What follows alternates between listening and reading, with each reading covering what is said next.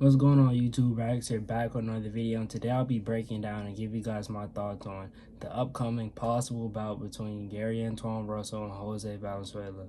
Now, Antuanne Russell versus Jose Valenzuela is a fight that was rumored to be the co-main event of Tank Davis versus Lamont Roach, and that makes sense because, Tank Davis being from Baltimore and Lamont Roach being from DC, and Antuanne Russell being from Capitol Heights, which isn't, those places aren't too far from me. They're about 10-15 minutes from me. So I know a lot about the DMV boxing scene and what goes on out there. But anyway, as I was saying, that will make sense. The two fighters in the main event are from the DMV area, and Antuanne Russell would also be from the DMV area as well. You know what I mean? If that fight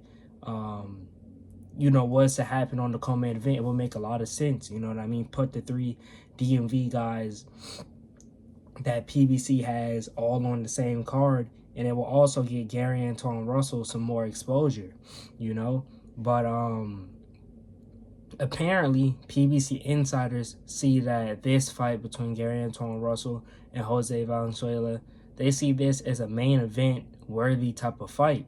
Which, do I see it as that right now? I think it will be better on the co-main event, but at the same time, I can see where they're going. They're trying to give, the winner of this fight, could be boosted, you know what I mean, into a new level of popularity and fame within the boxing community. Now, Jose Valenzuela, coming off of a career-saving victory against Isaac Cruz in his last outing, that was a victory that he needed. He needed that victory to stay afloat, you know what I mean? Taking two back-to-back losses to Edwin De Los Santos and then Chris Colbert, that's not something, that many boxers are able to get more opportunities from and bounce back from. And PBC was really using him as like a build-up type fighter. Now the Chris Colbert first fight was pretty controversial, you know what I mean, as many people thought that Valenzuela did enough to win that fight. So that is a pretty controversial fight, but anyway, he bounced back and beat him in the rematch and knocked him out cold in what was one of the biggest knockouts of the year, whenever year that took place, and I believe it was late 2023, or I may be tripping, but that was a spectacular knockout, whatever year it was in.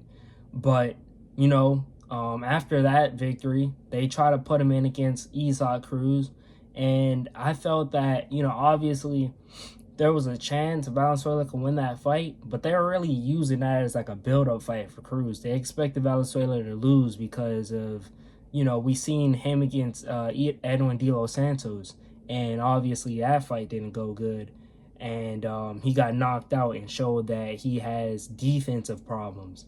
And I believe that PBC expected Isaac Cruz to fully take advantage of those defensive problems and knock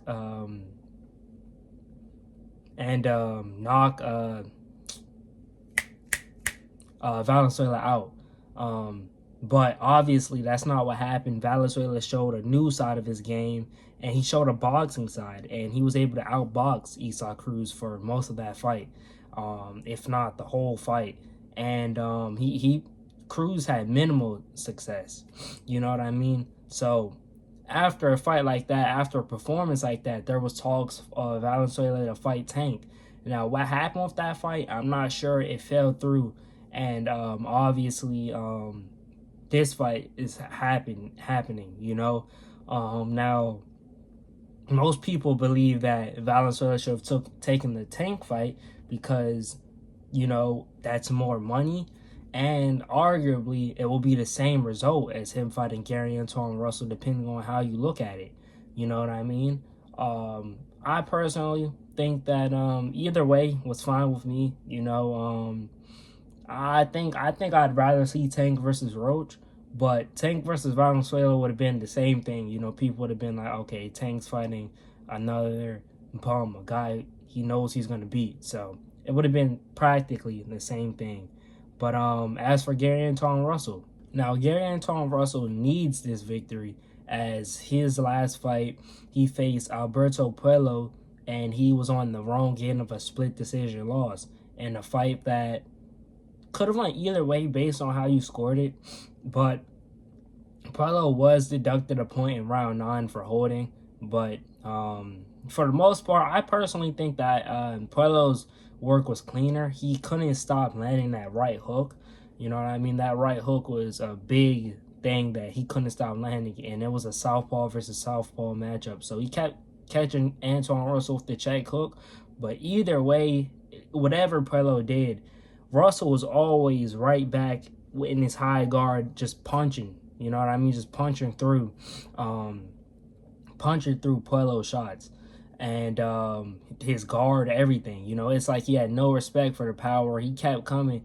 You know, I do think he got hurt maybe once or twice throughout the fight, but for the most part, Antuanne Russell didn't back down at all. And I'll focus. And you know, it was a pretty good fight. You know what I mean? Pretty good fight. You know, but like I said, I think Russell, his work was kind of smothered, because you know he was always close and he was kind of throwing punches and bunches. You know what I mean? While Puello's work was kind of cleaner. You know, some people did say that Puello outboxed Antuanne Russell. I didn't see it quite like that, but overall, Puello did his thing. He had a great performance out there, and yeah, that was Antuanne Russell's last fight. Now, prior to that, he was 17-0 with 17 knockouts, knocking out everybody that he's faced. You know, so the power for Antuanne Russell is still always there. You know what I mean? And I do believe that it will be a factor in this fight, if it does happen. Right now, it's in works. Now, in this fight, I do see Jose Valenzuela having some success. You know, I do believe that one of the reasons why he had such a great fight against Isaac Cruz was because of the fact that he was much taller and much lengthier. You know what I mean? I believe those are two of the biggest facts of why he had such a good fight against Cruz. You know what I mean? Here, Antuanne Russell's 5'10", 69-inch arm reach. Valenzuela's 5'10", 70-inch arm reach. There is very similar height and reach dimensions, whereas against Isaac Cruz, he had a 7-inch reach advantage and a 6-inch height advantage. You know, so I think that it's not going to be as easy to outbox Antuanne Russell as it was with Cruz. And you have to also factor in my opinion, Isaac Cruz has power, but he has more so the power where he's going to put his head down and swing as hard as he can. He can't really, you know, he hasn't shown a boxing side. You know, he hasn't shown that he can box and still carry power in his hands like how Antuanne Russell has. So I do believe that, I think it will be a pretty good, closely contested fight. I think there is a opening for a Antuanne Russell knockout. You know, these are my early thoughts on the fight. But I do believe that Antuanne Russell, I think he's going to put in work. I think he can outbox. Jose Valenzuela. You know, it all has to do with the first few rounds. We have to see how Jose Valenzuela, if he can replicate that performance against a guy with similar height and reach dimensions as him. You know what I mean? Because with Cruz, there was a big discrepancy with height and reach. And I felt like that was a big factor in why he outboxed him like that. You know what I mean? So we just have to see, you know. But I think it'll be a great fight. And I think this is a good fight for boxing. You know, it's not a, you know, lopsided matchup. It's a good 50-50 fight. And let me know you guys' thoughts in the comments. If you guys enjoyed the video, like and subscribe. And hey, this year we're staying consistent, man. We're staying consistent.